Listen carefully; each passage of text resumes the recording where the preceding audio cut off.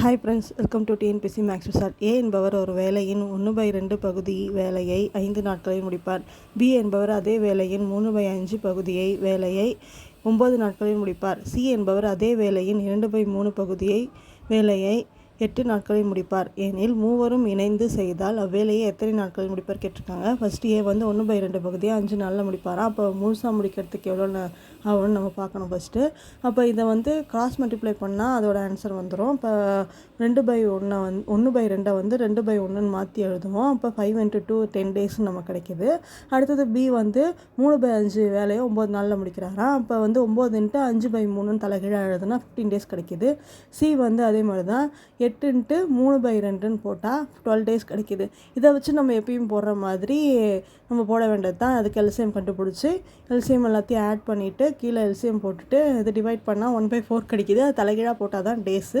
இப்போ 4 days தான் இதோட ஆன்சர். புரிஞ்சிருக்குன்னு நினைக்கிறேன். நெக்ஸ்ட் வீடியோவில் பார்க்கலாம். சேனலுக்கு சப்போர்ட் பண்ணுங்கள், சப்ஸ்கிரைப் பண்ணுங்கள், கமெண்ட் பண்ணுங்கள், லைக் பண்ணுங்கள். உங்கள் ஃப்ரெண்ட்ஸ்க்கெலாம் மறக்காமல் ஷேர் பண்ணுங்கள். தேங்க்ஸ் ஃபார் வாட்சிங் அவர் சேனல்.